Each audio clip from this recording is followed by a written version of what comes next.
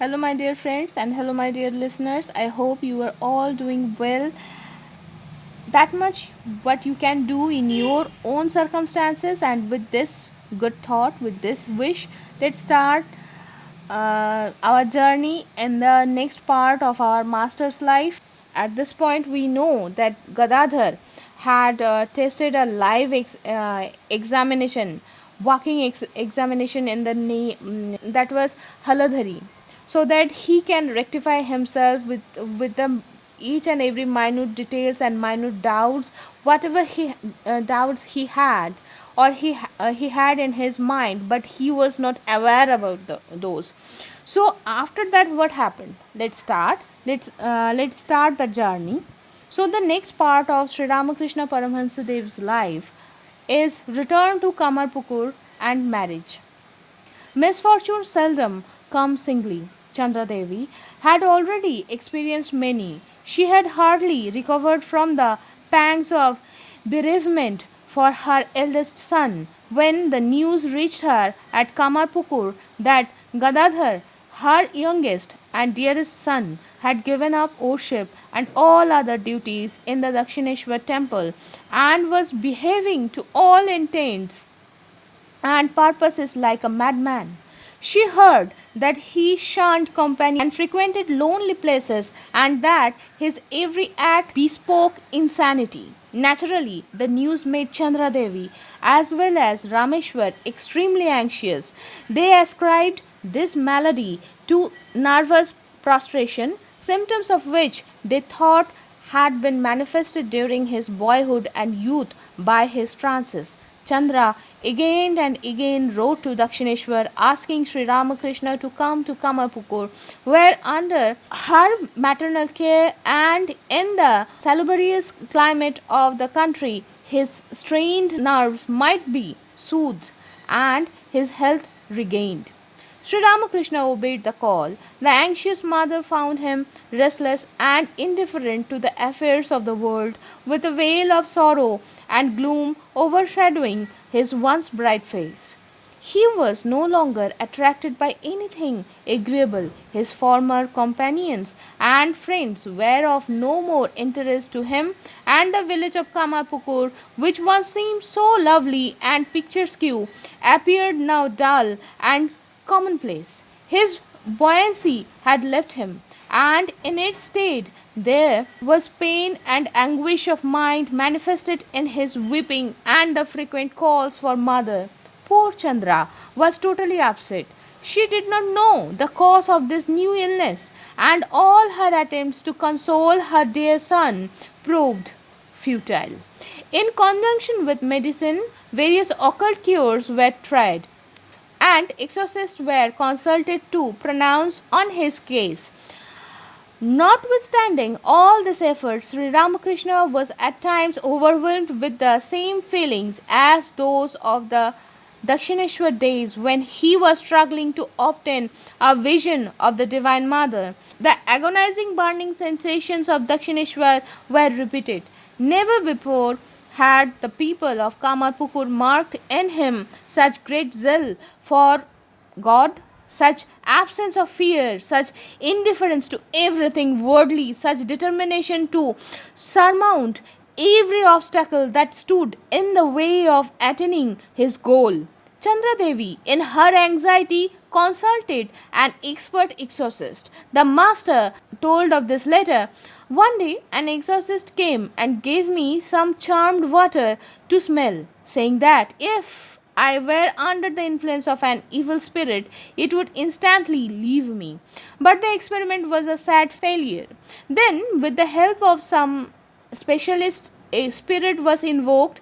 It said to the exorcist present that I was neither under the influence of any spirit nor that I been suffering from any illness. Then it warned me against using too much betel nut since I wanted to be a sadhu.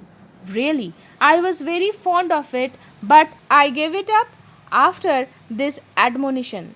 We have already said that there are two cremation grounds at Kamarpukur. These are generally shunned by the villagers even at daytime as haunted places.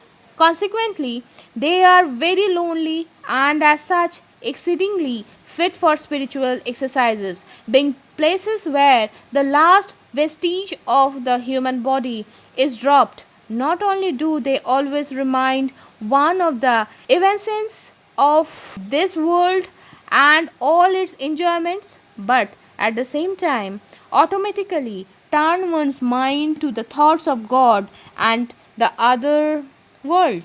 Hence, cremation grounds have in India always been invested with a sort of unique holiness, and they are often selected as places for meditation, especially by the Tantrika sadhakas.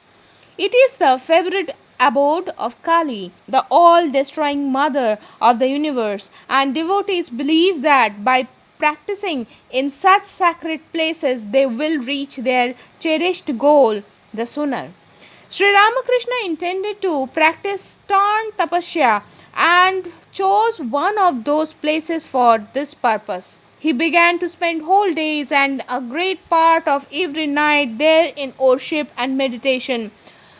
Gradually, his relatives and neighbors came to know of this and of his many extraordinary visions while meditating there. The anxious mother often sent Rameshwar to call him back. Rameshwar dared not approach the place and called him from a distance.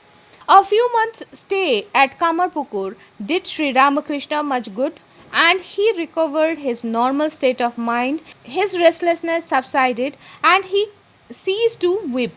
It is not difficult to divine the cause of this, for from his own utterance and from the testimony of his relatives, we can infer that as a result of his strenuous sadhana, he must have had visions of the Divine Mother again. His mother and relatives were greatly relieved. Of course, he had certain peculiarities yet, such as passing much time in the cremation ground, sitting naked while worshipping or meditating, manifesting annoyance if disturbed at devotions, and showing a particular fondness for spiritual pursuits. But this had been characteristic of him.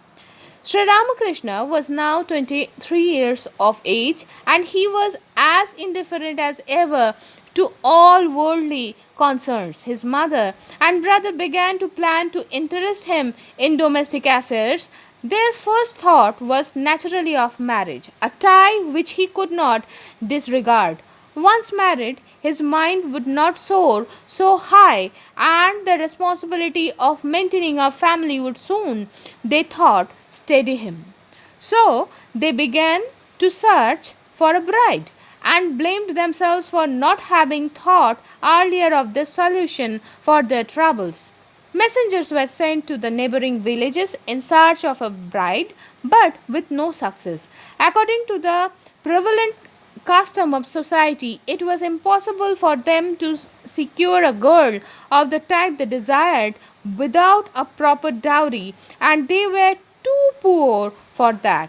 The search was vigorously continued, but with no better result. This threw Chandra Devi and Rameshwar into despair. Gadadhar had purposely been kept in the dark about these negotiations lest he should take them amiss. But he was too clever for them. He was not long in discovering the whole plot, but far from threatening it, he seemed to welcome the idea. He made merry as boys do at the prospect of some happy incident in the family. Was it because he already knew that such was the Divine Mother's dispensation, or was it in mere spirit of fun? Though the average person may take the latter view, we have weighty reasons to believe that the former hypothesis alone was true. Sri Ramakrishna found his mother and brother in a dejected state, and inquiring into the matter learned that their failure to get a bride from him was the cause of their worry. At this, he said in a semi conscious mood, "It is useless to try here and there. Go to Jairambati, and there you will find the bride providentially reserved for me. in the house of Ramchandra Mukhopadhyay.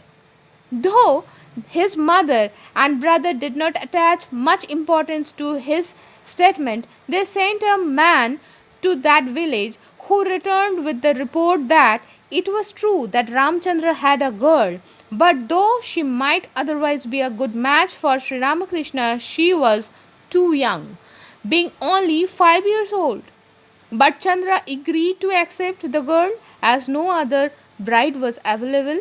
Everything was settled in a few days. An auspicious day was fixed for the ceremony, and Sri Ramakrishna was married to the girl, whose name was Saradamani Devi.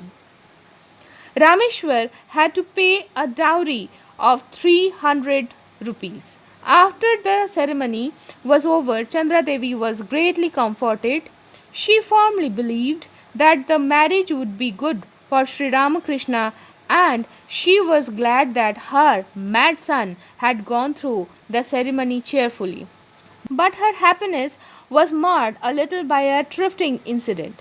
Being poor, she had borrowed some ornaments from her friends in the Laha family and with them bedecked the bride on the night of the marriage. When a few days later the time came for returning those ornaments, she had not the heart to take them from the unsuspecting girl.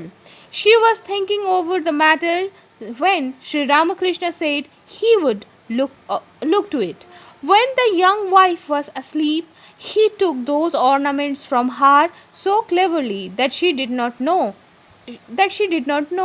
The ornaments were sent back to the Laha family. The girl, on awakening, complained that her ornaments were missing. Chandra Devi took her in her arms and comforted her with tearful eyes, saying, "My darling, Gadadhar will give you better ornaments hereafter."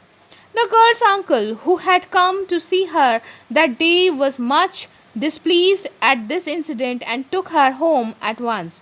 All this pained Chandra Devi very much, but Sri Ramakrishna said jokingly, "Whatever they may say or do now, they cannot annul the marriage anyway."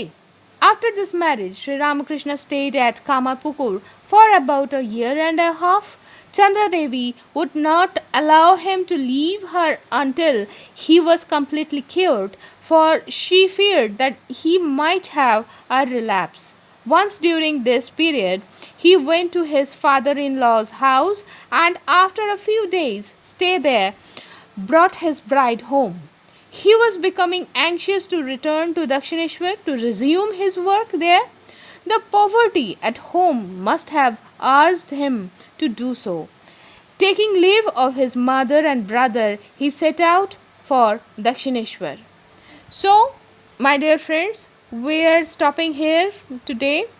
So, next week, when we will return back into this segment, we will see what happened when Sri Ramakrishna Paramahansa Dev again returned back to the Dakshineshwar, then what happened into his life. So till then, please be safe, please be happy with this. Shubhamastu.